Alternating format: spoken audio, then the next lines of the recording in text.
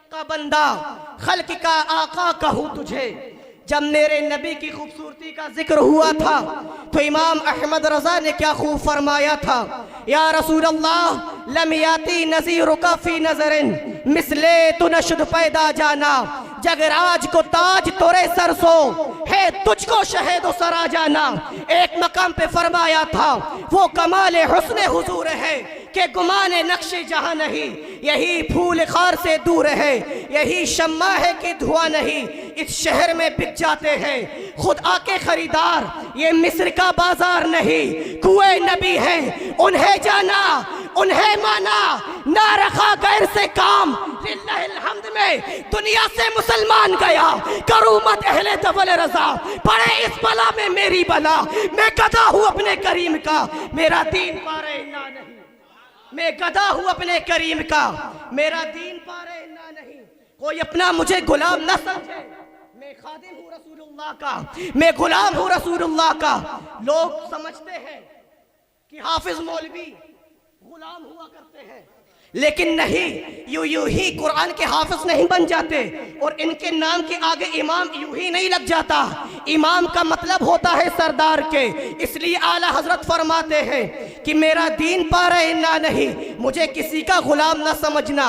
आइए खुतमा मसनूना के बाद मैंने जिस आयत करीमा की यानी जो हदीस नबवी की तिलावत की है, मेरे नबी इरशाद फरमाते हैं ला युमिनु अहदुकुम हत्ता अकूना अहब्बा इलै मिन वालिदिही व वलदिही वन्नासी अजमईन, तुम में से हरगिज उस वक्त तक मोमिन नहीं हो सकता, ला युमिनु उस वक्त तक मोमिन नहीं हो सकता, कब तक, मिन वालिदिही व वलदिही, जब तक सबसे ज्यादा अपने बाप से भी ज्यादा, अपनी माँ से भी ज्यादा, अपनी अहलो अयाल से भी ज्यादा मुझसे मोहब्बत न करे।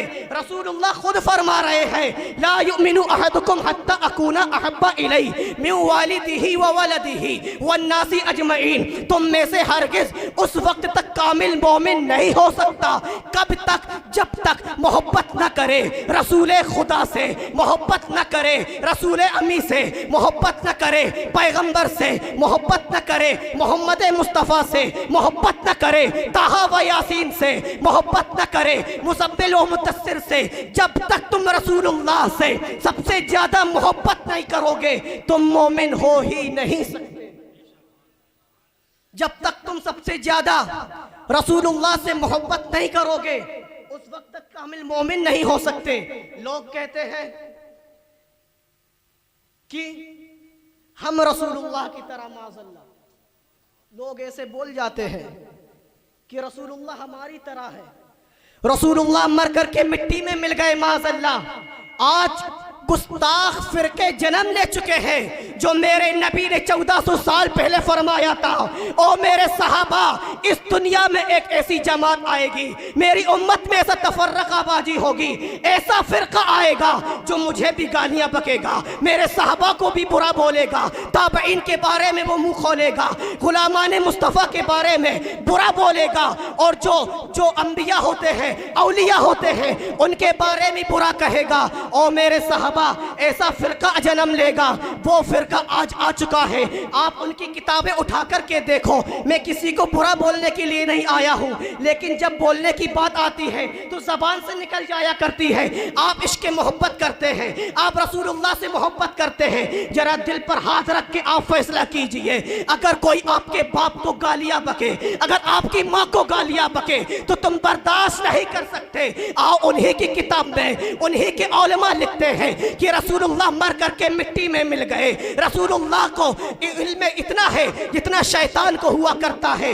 मेरे रसूलुल्लाह तो अपने बड़े भाई की तरह तामील की गई और कहा गया रसूलुल्लाह अपनी बेटी को भी, फातिमा को जन्नत न दिला सकेंगे, और रसूलुल्लाह तो मर करके मिट्टी में मिल गए। जब मेरे रसूल की इज्जत पर हमले हुए जा रहे थे, जब मेरे रसूलुल्लाह को बुरा बोला जा रहा था, उनकी शान और शौकत पर डाका किया जा रहा था और औलिया किरामों के बारे में बुरा बोला जा रहा था, उस वक्त के मुसलमान दुआ करते थे मौला तू फिर से सिद्दीक अकबर को भेज दे, उमर फारूक को भेज दे, उस्मान गनी को भेज दे, मौला अली को भेज दे। उस वक्त कोई ना उठा था, बल्कि बरेली से इमाम अहमद रजा उठा था और कलम पकड़ के कहा था, अरे ये नजदीक क्या बोलते हैं, अरे मेरा सुनो, मैं क्या कहता हूँ, सरवर कहूँ के मालिको, मौला कहूँ तुझे, बाके खलील का गुले सेबा कहूँ तुझे, तेरे तो वस्फ़े ऐब तनाही से है बरी, हैरान हूँ मेरे शाह कि मैं क्या क्या कहूँ तुझे। नारे तकबीर, नारे रिसालत, इश्क मोहब्बत, इश्क मोहब्बत, इश्क मोहब्बत, इश्क मोहब्बत, बस्ती बस्ती करिया करिया, बस्ती बस्ती करिया करिया, जश्न ईद मिलादुन नबी, नारे तकबीर, नारे रिसाला, सुभान अल्लाह, वाह वाह। और कोई ना उठा था बल्कि बरेली से उमर मुजाहिद उठा था, जिसने हम मोमिनों का ईमान महफूज कर लिया है। बल्कि आप गौर तो करें कि आज दुनिया में काफी फिरके हैं जो सहाबा किराम के बारे में बुरा बोल देते हैं, अमीर माविया की शान में गुस्ताखियां कर देते हैं और उमर फारूक की शान में गुस्ताखियां कर देते हैं। कोई मौला अली को बुरा बोलता है, कोई सहाबा किराम को बुरा बोलता है, कौलिया किराम के बारे में बुरा बोलता है। लेकिन अगर हम मुसलमानों की ईमान की हिफाजत जिसने की है वो बरेली का इमाम अहमद रजा है। जब मेरे बरेली के इमाम ने हमारा ईमान महफूज कर लिया तो सारे लोग कहने लगे बादी रजा की गोहे हिमालय रजा का है, जिस समत देखिए इलाका रजा का है। अगलों ने लिखा बहुत इल्म दीन पर जो कुछ है इस सदी में तन्हा रजा का है, जो कुछ है इस सदी में वो तन्हा रजा का है। आओ तो मेरे इमाम ने हम सुन्नियों के ईमान को महफूज किया है। आज ये भी सवाल इंटरनेट पे बहुत घूम रहा है कि ईद कहां से आ गई, 12 रबीउल अव्वल ईद कहां से आ गई। हम भी सोशल मीडिया चलाते हैं, लेकिन कब तक कमेंट में जवाब देते रहेंगे। अपना माथा पच्ची कराना है, कमेंट में जवाब देना। ये भूखते हैं, भूखने दो। आला हजरत ने फतवा दे दिया, ये वही फिरका है जो जहन्नम में जाएगा। अगर आपको जन्नत में जाना है तो अहले सुन्नत वल जमाअत का दामन ना छोड़ा जाएगा, है ना। अपने बुजुर्गों का हक अदा करना है। अगर तुम्हारे पास दीन आया है तो बुजुर्गों का सदका है।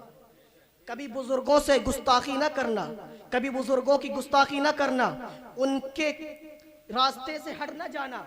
अगर इहदिनस सिरातल मुस्तकीम जो कुछ है वो मसलके आला हजरत है। आज के ज़माने में अगर इहदिनस सिरातल मुस्तकीम है तो वो मसलके आला हजरत है। अगर आप इसका दामन पकड़े रहोगे तो कभी गुमराह नहीं होगे। आज बहुत से लोग गुमराह हो जाते हैं तो सवाल करते हैं कि ये ईद कहाँ से आ गई, मिलादुन नबी, ये ईद कहाँ से आ गई। ईद तो दो है, एक ईद उल फित्र है, एक ईद उल अज़हा है। ये तीसरी ईद कहाँ से आ गई। आओ हम कुरान का जवाब आपको बताएं। कुरान से ही साबित है हाफिज साहब। जब हजरत ईसा ने अल्लाह की बारगाह में नारे तकबीर, नारे रिसालत, उलमाए अहले सुन्नत हजरत अल्लामा मौलाना अब्दुल कुद्दूस साहब हशमती, नारे तकबीर, नारे रिसालत। स्टेज पर बावकार शख्सियत हज़रत अल्लामा मौलाना अब्दुल कुद्दूस हशमती साहब क़िबला जरवागर हैं, जिन्होंने मुझे तकरीर करना सिखाया। यही मदरसे में यही मुझे तकरीर करना सिखाया करते थे। आप इनके चेहरे की ज़ियारत कर रहे हैं और जो कुछ मैं यहाँ खड़ा हूँ इन्हीं का सदका है। और एक उस्ताद मोहतरम जिन्होंने मुझे हाफिज़ कुरान बनाया, अभी जलवागर हैं। कुछ देर के बाद आप उनको भी अपनी निगाहों से देखेंगे। हज़रत अल्लामा मौलाना कारी रियाज साहब क़िबला अभी आएंगे, आप उनकी भी ज़ियारत करेंगे। आज मुझे अपने उस्तादों को देखने का शर्फ हासिल हुआ। मौला की बारगाह में दुआ है अल्लाह इनकी उम्रों में दर्जात बुलंद अता फरमाए, इनकी उम्रों में बरकतें अता फरमाए। तो ईद कहाँ से आ गई। तो हज़रत ईसा अलैहिस्सलाम ने दुआ की थी, मौला रब्बना अंज़िल अलैना माइदतम मिनस समाई तकूनु ईदन लिअव्वलिना व आखिरिना, कि मौला हम तेरी बारगाह में दुआ करते हैं कि तू मेरे लिए आसमान से दस्तरखान उतार, ताकि वो मेरे अगले और पिछलों के लिए ईद का दिन हो। किसका दिन हो? ईद का दिन हो। अब जरा गौर करें कि हजरत ईसा अलैहिस्सलाम अल्लाह की बारगाह में दुआ करते हैं, मौला तू मेरे लिए दस्तरखान उतार ताकि वो मेरे लिए खुशी का दिन हो, ईद का दिन हो। ईदल लि अव्वलिना, अगले और पिछले, व आखिरिना, ईद का दिन हो मेरे हवारी के लिए और मेरे लिए। अब गौर करें, जिसके सदक़े में ये जहां बना है, ये कायनात बनी है, ये जर्रा जर्रा बना है, अगर वो मुस्तफ़ा जाने रहमत इस दिन तशरीफ ले आए तो क्या हम मुसलमानों के लिए ईद का दिन ना होगा? जिस दिन मुस्तफ़ा जाने रहमत दुनिया में तशरीफ ले आए, क्या वो दिन हमारे लिए ईद का दिन ना होगा? इन खबीसों की निगाह उस वक्त क्यों खत्म हो जाती है जब ये आयतें हम लोगों के लिए सबूत के तौर पे नाजिल हुई। अल्लाह तो हिफाजत कर रहा है कि मेरे बंदो घबराना नहीं, कुरान देखो हर चीज का हल है। जब इन्होंने सवाल किया कि ईद कहाँ से आ गई, तो कुरान में ही है कि हज़रत ईसा अलैहिस्सलाम के लिए जब दस्तरखान उतरे तो उनके लिए ईद का दिन है, और जिस दिन मुस्तफ़ा जाने रहमत दुनिया में आए तो हमारे लिए ईद का दिन ना होगा? जिनके सदक़े में हमें ईद उल फित्र मिली, ईद उल अज़हा मिला, तो क्या हम ईद मिलादुन नबी नहीं कह सकते? अब बहुत से लोग ये भी कहते हैं कि सिर्फ 12 रबीउल अव्वल को ही ईद मिलादुन नबी क्यों मनाते हैं? नहीं, हम लोग साल भर ईद मिलादुन नबी मनाया करते हैं। हमेशा सबसे ज्यादा अगर जलसे मिलादुन नबी के मौके पर होते हैं तो वो सुन्नी है, अहले सुन्नत वल जमाअत है, साल भर इनके जलसे हुआ करते हैं। और फिर कहते हैं कि इसमें तो इख्तिलाफ है, सोशल मीडिया पे बहुत वायरल होता है, इख्तिलाफ है। कोई कहता है 9 रबीउल अव्वल, कोई कहता है 12 रबीउल अव्वल, कोई कहता है 3 रबीउल अव्वल। तो आप जरा बताएं कि हम तो 1 रबीउल अव्वल से ही घर को सजाना शुरू कर देते हैं, मदरसों को सजाना शुरू कर देते हैं, मेरे नबी की मीलाद मनाना शुरू कर देते हैं। और हम तो सुन्नी है, साल भर फजर के टाइम सलाम पढ़ा करते हैं, जुमे के टाइम सलाम पढ़ते हैं, और जब मीलाद खत्म होती है तो सलाम पढ़ते हैं, दरूद शरीफ हम लोग पढ़ा करते हैं। तुम क्यों कहते हो कि हम लोग इसी दिन ईद मनाते हैं? अरे जब अल्लाह ने फरमाया